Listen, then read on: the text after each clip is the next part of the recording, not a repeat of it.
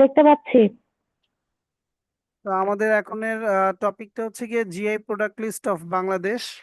আমরা দেখবো যে আমাদের কি কি জিআই প্রোডাক্ট আছে। ওকে, এরপর আমরা আরো দুই একটা ভিডিও দেখে আজকে ক্লাস শেষ করব। সো বাংলাদেশের GI product list 2026 as of February 28 2026, Bangladesh has officially recognised 62 products with the geographical indication tag.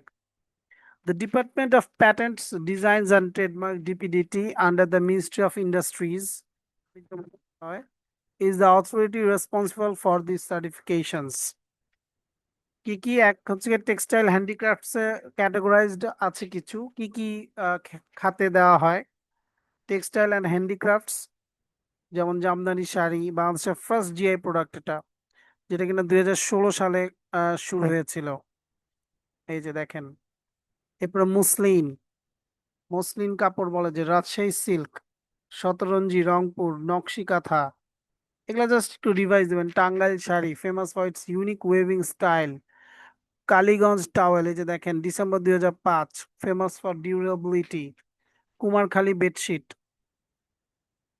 Agriculture নেচারের উপরে কিছু জিআই প্রোডাক্ট আছে, যেমন ইলিশ বা hilsa nationwide, Khirsapati mango, Katari Bhog rice, বাগদা চিংড়ি, Himsagar, Meher Sagar banana, Faridpur jute, Sundarban honey, মধু আর কি। ফুড স্টাফ বা সুইটস এর উপর আছে, যেমন বগুড়ার দই, কাঁচাগোল্লা নাটোরের, কুমিল্লার রসমালাই, মেহেরপুরের সাবিত্রী মিষ্টি, নেত্রকোনার বালিশ মিষ্টি, টাঙ্গাইলের পোড়াবাড়ি চমচম, ব্রাহ্মণবাড়িয়ার chanamukhi. Most recent additions December 2025-এ কি কি ঢুকেছে? The latest batch of 7 products that brought the total to 62 includes Sabitri mishti Meherpur, Himsagar mango Meherpur, Meher Sagar banana Meherpur, মানে সাগর কলা আর কি, বালিশ মিষ্টি নেত্রকোনা, লাল চিনি হচ্ছে গিয়ে Phulbaria Mymensingh, Kaliganj towel Jhenaidah, Faridpur jute Faridpur. Why GI tags matter for Bangladesh? Price premium. GI certification typically allows products to charge 20% to 30% more due to guaranteed authenticity. Export potential, মানে এগুলো এক্সপোর্ট করতে ইজি হয়। It strengthens the brand Bangladesh image in international markets, especially as the country prepares for LDC graduation in late 2026, তাই না? Legal protection, it prevents other countries from claiming these products. For example, the historical debate over the Tangal Chari, যে ইন্ডিয়ার নাকি আমাদের। GI tags of Bangladesh MCQ Bank. Which product was the first to be recognized অথবা registered as a GI product in Bangladesh? বলেন তো কোনটা? Jamdani sari, registered in 2016. As of early 2026, how many products have been officially recognized with GI status in Bangladesh? 62. Which authority in Bangladesh is responsible for granting GI tags? কোনটা বলেন? DPDT, তাই না? The GI tag for Hilsa fish was granted in which year? 2017 সালে, ইলিশ মাছ। For how many years is a GI registration initially valid in Bangladesh? কত বছর পর্যন্ত valid থাকে? কে বলতে পারে বলেন? এনিওয়ান? আনিকা নাস্তারিন, আপনি কোন ব্যাচের? বলেন তো, রেজিস্ট্রেশন যে জিআই রেজিস্ট্রেশন, এটা কত বছর ভ্যালিড থাকে বলেন? পার্মানেন্ট। পার্মানেন্ট বলেছেন, 5 বছর স্যার। আরেকজন বলছেন 5 বছর। ওকে, দেখি। 10 years রিনিউয়েবল। ঠিক আছে, 5 বছর আগে ছিল, এখন নাই। Which district is famous for the GI tagged Katari Bhog rice? কোনখানে বলেন তো, কাটারি ভোগ কোন জায়গার? Dinajpur. Dinajpur. The legendary Muslim fabric revived by the Bangladesh government is a GI product of which region? কোন জায়গার বলেন তো? Muslin, Dhaka. Shatranji, Rajshahi. a Dhaka. traditional handmade carpet, belongs to which district? Shatranji carpet কোন ডিস্ট্রিক্টের? রংপুরের। এগুলো খুবই important. Which of the following is a GI tagged mango from চাপাই নবাবগঞ্জের? কোন ম্যাঙ্গোটা জিআই ট্যাগড? কে বলতে পারে? 3 নাম্বার শীর্ষপাতি ক্ষীরসাপাত হিমসাগর মানে হিমসাগর। নকশি কাঁথা embroidered killed is a GI product associated with which district? Jamalpur. Which sweet meat is the GI product of Brahmanbaria? Brahmanbaria কোনটা, ছানামুখী নাকি সাবিত্রী? ছানামুখী। The GI tag শীতলপাটি cool mats is primarily produced in which division? বলেন, শীতলপাটি কোন অঞ্চলের, কে বলতে পারে? এগুলা কিন্তু ভাইভাই ধরে। Sylhet. Which variety of shrimp মানে চিংড়ি is recognized as a GI product of Bangladesh? বাগদানা, black tiger shrimp. Tulsi mala rice, known for its aroma and small grain, is a GI product of কোন জায়গার? শেরপুর। বগুড়া দই, card of Bogura, officially received its GI tag in which year? 2023. 2023 Which of the following is a 2025 GI addition from Meherpur? মেহেরপুরে কোনটা হচ্ছে? All of the above. Sabitri মিষ্টি, Mehersagar banana, Himsagar mango. পোড়াবাড়ির chomchom is a world famous GI sweet from which district? সবাই জানি আমরা, কোনটা বলেন? টাঙ্গাইল। টাঙ্গাইল The কালীগঞ্জ টাওয়াল গামছা added to the GI list in the late 2025 belongs to কোন দেশের? বলেন, কোন ডিস্ট্রিক্টের? কালীগঞ্জ টাওয়াল কুষ্টিয়া মনে হয়, sorry Jhenaidah. Which forest provides the GI tag Sundarban honey? সুন্দরবনের মধু, সুন্দরবনস। মুক্তাগাছার মন্ডা হচ্ছে GI tag sweet from which district? Mymensingh. বালিশ মিষ্টি pillow sweet, a unique large sweet meat, is a GI product of Netrokona. Which district's red sugar, Lalchini unrefined sugar, was granted GI status in 2025? Mymensingh Fulbaria. Kachagolla is a famous GI tagged milk-based sweet from Nator. The GI tagged Rajshahi silk primarily involves which type of fiber? Mulberry silk. Very important. Which international agreement provides the framework for GI protection under the WTO? Konta? TRIPS agreement. Very important. Which district is known for the GI tagged Kumarkhali bedsheet? Kustia mone hoy. Faridpur jute, often called the golden fiber, mind it, Faridpur jute ke golden fiber bole, was added to the GI list in 2025. Haribhanga mango, known for its lack of fiber and great taste, is a GI product of Rangpur. What is the primary requirement for a product of get a GI tag? Primary requirement key. It must be invented in a lab, it must have a specific quality, it must be the cheapest in the market, it must be machine made. আমার মনে হয় B. It must have a specific quality or reputation due to its geographical origin. Which district's Rasmalai is recognized as a GI product? Comilla. Comilla আদর্শ হুম। মাতৃভান্ডার হচ্ছে মিষ্টি দোকানের নাম। আচ্ছা আচ্ছা ফাইন। তো আমরা এখন কিছু ভিডিও দেখি, অলরেডি আমরা একটা দেখে ফেললাম PDF। সো ভিডিওটা দেখে আপনারা 2 মিনিট একটু ওয়েট। সবাই কি দেখতেছেন, শুনতেছেন? ওকে। বাংলাদেশের জেলাগুলো সম্পর্কে আপনি কতটুকু জানেন? চলুন চমকপ্রদ কিছু খুঁটিনাটি তথ্য জেনে নেওয়া যাক।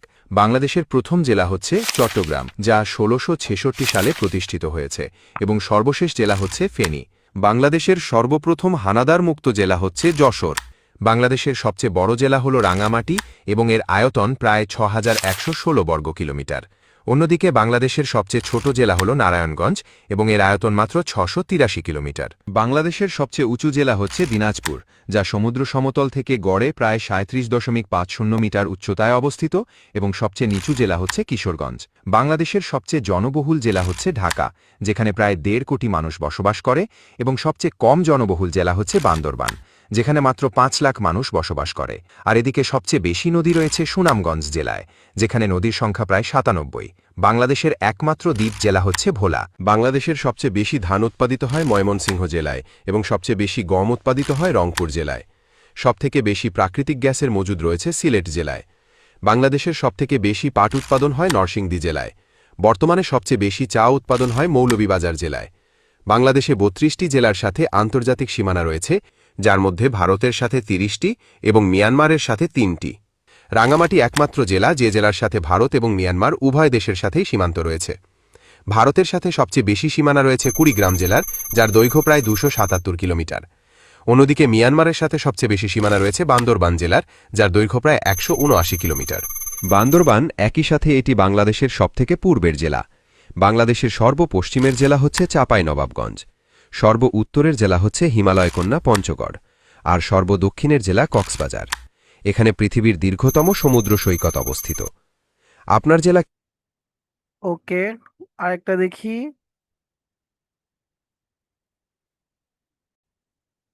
বাংলাদেশের কোন জেলা সেরা? পর্ব ২। মাথাপিছু আয়ে বাংলাদেশের সবথেকে ধনী জেলা হচ্ছে নোয়াখালী এবং সবথেকে দরিদ্র জেলা হচ্ছে মাদারীপুর জেলা। বাংলাদেশের সর্বোচ্চ সংখ্যক প্রবাসী রয়েছেন কুমিল্লা জেলায় এবং একই সাথে বাংলাদেশের সর্বোচ্চ বৈদেশিক রেমিট্যান্স আসে কুমিল্লা জেলায়। বাংলাদেশে সর্বোচ্চ চিংড়ি চাষ হয়ে থাকে খুলনা জেলায়। এদিকে ইলিশ উৎপাদনের শীর্ষ জেলা হচ্ছে ইলিশের বাড়ি হিসেবে পরিচিত চাঁদপুর জেলা। বাংলাদেশের সর্বপ্রথম নিরক্ষরমুক্ত জেলা হচ্ছে মাগুরা জেলা, আর সবথেকে বেশি সহিংসতা হয়ে থাকে ব্রাহ্মণবাড়িয়া জেলায়। বাংলাদেশের সবথেকে বেশি নদী ভাঙন হয় কুড়িগ্রাম জেলায়। এদিকে বাংলাদেশের সর্বোচ্চ ইন্ডাস্ট্রি রয়েছে গাজীপুর জেলায়। জেলাটি একই সাথে বাংলাদেশের সবথেকে দূষিত জেলার মর্যাদাও কুড়িয়েছে। বাংলাদেশের সবথেকে কম দূষিত জেলা হচ্ছে মাদারীপুর জেলা। বাংলাদেশের সর্বোচ্চ তাপমাত্রা নাটোর জেলার লালপুরে, আর বাংলাদেশের সবথেকে উষ্ণ জেলা হচ্ছে রাজশাহী জেলা। বাংলাদেশের সর্বোচ্চ বৃষ্টিপাত হয় মৌলভীবাজার জেলার শ্রীমঙ্গলে। বাংলাদেশের সর্বোচ্চ তুলা উৎপাদন হয় ঝিনাইদহ জেলায়। আর বাংলাদেশের সবথেকে বড় পাগলা গারদ রয়েছে পাবনায়। জেলাটিতে বাংলাদেশের একমাত্র পারমাণবিক বিদ্যুৎ কেন্দ্র অবস্থিত।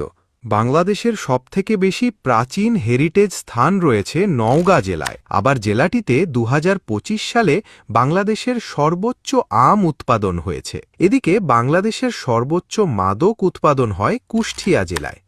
আর বাংলাদেশের সর্বোচ্চ দুধ উৎপাদন হয়ে থাকে সিরাজগঞ্জ জেলায়। একই সাথে জেলাটিতে বাংলাদেশের সর্বোচ্চ তাঁত উৎপাদন হয়। আপনি কোথা থেকে ভিডিওটি দেখছেন? ওকে,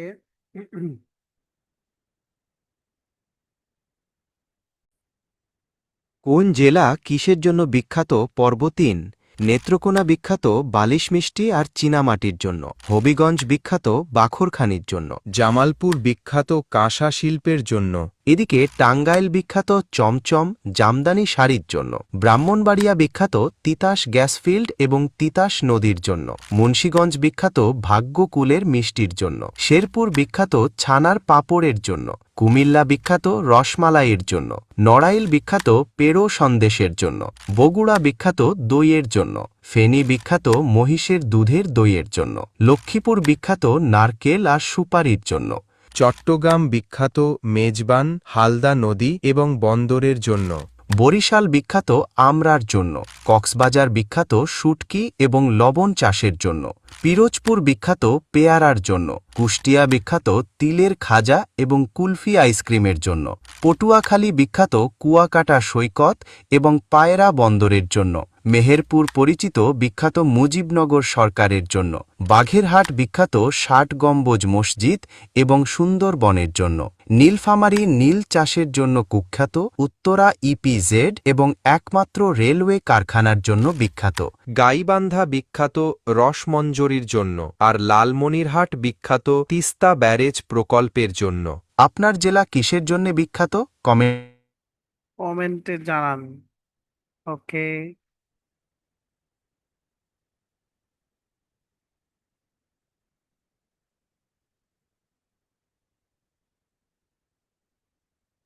আসেন আমরা এবার একটু ভূমিকম্প নিয়ে একটা ভিডিও দেখি।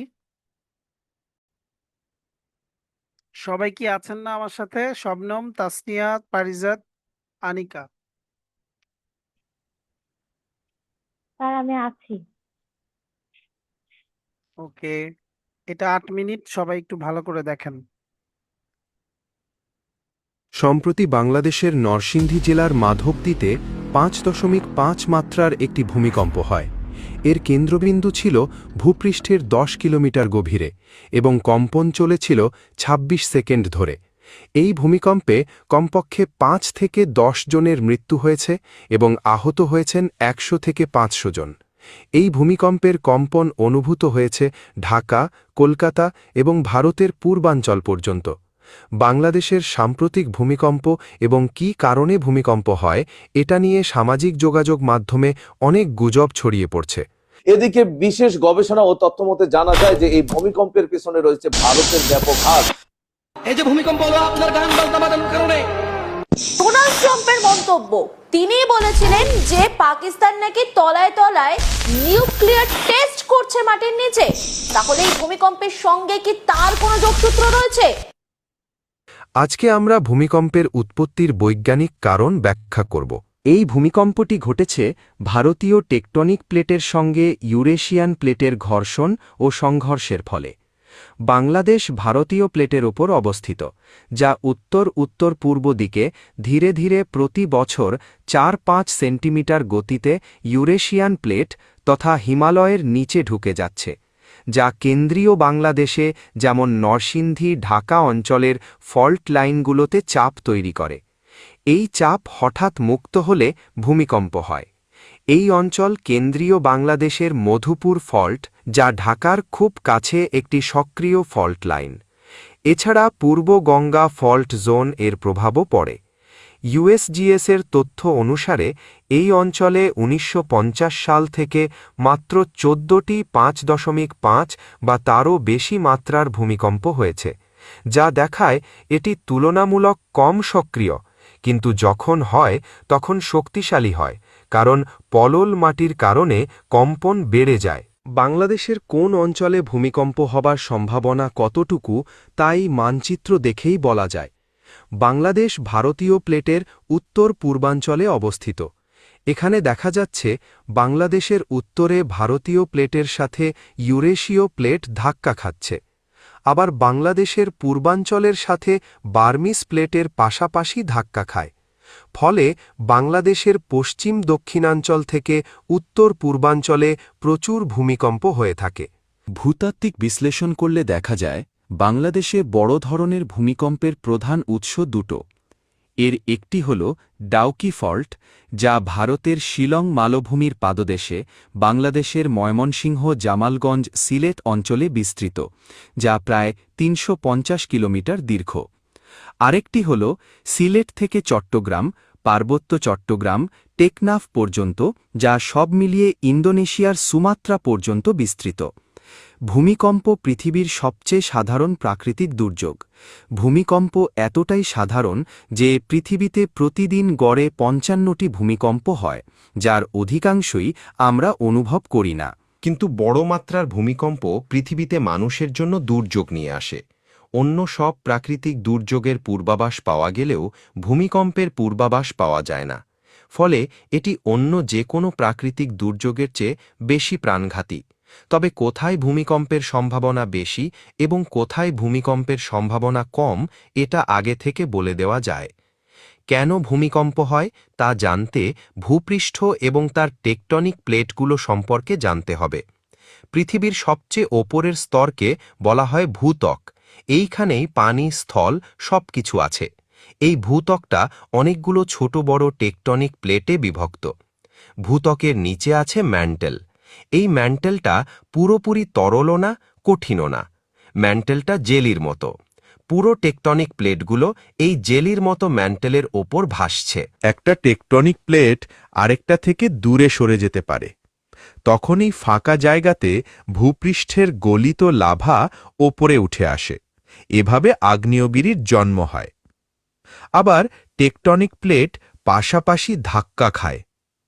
এখানে দীর্ঘদিনের চাপে এই প্লেটগুলোর সংযোগস্থলে প্রচুর শক্তি জমা হয়।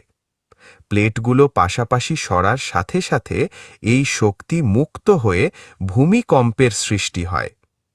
কয়েক বছর আগে তুরস্ক ও সিরিয়ায় এরকম ভূমিকম্প হয়েছিল। আবার একটি প্লেট যখন আরেকটা প্লেটের সাথে সরাসরি ধাক্কা খায় তখন একটা প্লেট সরাসরি আরেকটা প্লেটের নিচে বা ওপরে উঠে যায়, তখন বিরাট ভূমিকম্প হয়। এর ফলে পাহাড় পর্বত তৈরি হয়। মাউন্ট এভারেস্ট এই কারণেই তৈরি হয়েছে। এমনকি এভারেস্টের উচ্চতা এখনও বাড়ছে, কারণ টেকটনিক প্লেটের ধাক্কার প্রভাব এখনও সক্রিয়, আর চাপে পড়া শিলাস্তরগুলো ক্রমাগত ওপরের দিকে প্রসারিত হচ্ছে। ফলে এভারেস্টের উচ্চতা প্রতি বছর প্রায় 4 মিলিমিটার করে বাড়ছে। টেকটনিক প্লেটের গতি তো খুবই কম, বছরে মাত্র 10 সেন্টিমিটার। কিন্তু এত কম গতিতে চললেও টেকটনিক প্লেট থেকে ঘটা ক্ষুদ্র সংঘর্ষে কয়েকশো পারমাণবিক বোমার মতো শক্তি বিস্ফোরিত হয়। আচ্ছা, কখনো কি ভেবেছেন এত বিশাল শক্তির রহস্য কি? প্রথমত, টেকটনিক প্লেটের আকার বিশাল, তাই তার ভরও বিশাল। উদাহরণস্বরূপ, এই ক্রুজ জাহাজটা খুব ধীর গতিতে চলছে, কিন্তু তার বিশাল ভরের কারণে বিরাট প্রভাব ফেলতে পারে। দ্বিতীয়ত, টেকটনিক প্লেট হঠাৎ ধাক্কা খায় না, বরং দীর্ঘ সময় ধরে যথেষ্ট পরিমাণ শক্তি জমা হলে প্লেট সরে যায়, আর জমা সব শক্তি মুক্তি পায় এবং সেই শক্তি চারদিকে তরঙ্গ আকারে ছড়িয়ে পড়ে। আর একটা প্রশ্ন, সব দুর্যোগের আগাম সতর্ক সংকেত পাওয়া গেলেও কেন ভূমিকম্পের আগাম সতর্ক বার্তা পাওয়া যায় না? উত্তর হল, টেকটনিক প্লেটগুলোর এই অতি ক্ষুদ্র নড়াচড়া পর্যবেক্ষণ করাই কঠিন। তার উপর কোন পরিস্থিতি কখন কম্পনকে বড় ভূমিকম্পের রূপ দেয় সেগুলো আরও জটিল। ভিন্ন ভিন্ন ফল্ট লাইনে ভিন্ন ধরনের শিলা থাকে, কিছু শিলা শক্ত, কিছু দুর্বল। শিলাগুলো তাপ ও ঘর্ষণে ভিন্নভাবে প্রতিক্রিয়া দেখায়। কিছু শিলা আংশিক গলে গিয়ে অতিরিক্ত খনিজযুক্ত গরম তরল বের করে, যা ফল্ট লাইনকে লুব্রিকেট করে ঘর্ষণ কমায়। কিন্তু কিছু শিলা শুকনো থাকে, যেগুলোতে বিপজ্জনক চাপ জমে ওঠে। এছাড়াও সব ফল্ট লাইন বিভিন্ন মাধ্যাকর্ষণ শক্তি ও ম্যান্টেলের গরম শিলার স্রোতের প্রভাবের অধীন। তাহলে এত অদৃশ্য ভেরিয়েবলের মধ্যে কোনগুলো আমাদের বিশ্লেষণ করতে হবে? আরও ঘনিষ্ঠ সময়ের পূর্বাভাস দিতে গবেষকেরা আগাম কম্পন বা ভূপৃষ্ঠের ক্ষুদ্র ওঠানামা পরীক্ষা করেন। দীর্ঘদিন ধরে ভূতত্ত্ববিদেরা সিসমোমিটার দিয়ে এসব ক্ষুদ্র কম্পন ধরে মানচিত্র তৈরি করছেন। 2011 সালে জাপানের পূর্ব উপকূলে ভূমিকম্প আঘাত হানার ঠিক আগে গবেষকেরা বাতাসে রেডিও অ্যাক্টিভ গ্যাস র্যাডন ও থরনের অস্বাভাবিক উচ্চমাত্রা রেকর্ড করেন। ধারণা করা হয় ভূপৃষ্ঠে চাপ বাড়লে শিলায় ক্ষুদ্র ভাঙন বা মাইক্রোফ্র্যাকচার তৈরি হয়, যার মাধ্যমে এসব গ্যাস বেরিয়ে আসে। বিজ্ঞানীরা মনে করেন, যদি ভূমিকম্প প্রবণ এলাকায় র্যাডন থরন ডিটেক্টরের ঘন নেটওয়ার্ক তৈরি করা যায়, তবে 1 সপ্তাহ আগেও ভূমিকম্প পূর্বাভাস দেওয়া সম্ভব হতে পারে। বিশ্বের সর্বাধিক ভূমিকম্প সংঘটিত হয় জাপানে, কারণ দেশটির ভূত্বক 4টি টেকটনিক প্লেটে বিভক্ত। তারা দেশজুড়ে প্রায় 1000 সিসমোমিটার বসিয়েছে। যে কোনো পি ওয়েভ ধরা পড়লেই পুরো দেশের ট্রাফিক লাইট লাল হয়ে যায়, স্মার্টফোনে নোটিফিকেশন যায় এবং সাইরেন বেজে ওঠে। ফলে প্রাণহানি অনেক কমানো যায়। এখনও পর্যন্ত বিজ্ঞানীরা ভূমিকম্পের পূর্বাভাস দেওয়ার নানা উপায় চেষ্টা করেছেন ও করছেন, কিন্তু কোনো পদ্ধতিই কাজ করে না। আসলে কখন ভূমিকম্প হবে তা পুরোপুরি অনিশ্চিত। ওকে, তো আর একটা ভিডিও দেখবো লাস্ট, এরপর আজকে ছুটি। এটা ছোট, মাত্র 1 মিনিটের। বাংলাদেশের সবথেকে বড় গ্রাম বানিয়াচং। এটি হবিগঞ্জ জেলায় অবস্থিত। এটা শুধু বাংলাদেশ নয়, পুরো এশিয়ার বৃহত্তম গ্রাম। বাংলাদেশের সবথেকে বড় ইউনিয়ন হচ্ছে সাজেক। এর আয়তন 1230 বর্গ কিলোমিটার, যা আয়তনে নারায়ণগঞ্জ জেলার দ্বিগুণ। অনেকেই জেনে থাকেন বাংলাদেশের সবথেকে বড় উপজেলা শ্যামনগর, কিন্তু আয়তনে বাংলাদেশের সবথেকে বড় উপজেলা হাতিয়া দ্বীপ। নোয়াখালী জেলার উপকূলীয় 19টি দ্বীপ নিয়ে এই উপজেলা গঠিত। এর আয়তন 2100 বর্গ কিলোমিটার। বাংলাদেশের সবথেকে বড় জেলা রাঙ্গামাটি। এর আয়তন 6116 বর্গ কিলোমিটার। বাংলাদেশের সবথেকে বড় বিভাগ চট্টগ্রাম। এর আয়তন 34527 বর্গ কিলোমিটার। ভিডিওটি ভালো লাগলে আপনার okay, thank you so much. Class কি আজকে ভালো লাগছে শবনম? জি স্যার, আলহামদুলিল্লাহ অনেক ভালো লেগেছে। ওকে, 3টা ভিডিও করা হয়েছে, 3টে আমরা আমাদের গুগল ড্রাইভে দিয়ে দিব। Okay, bye bye. Take care.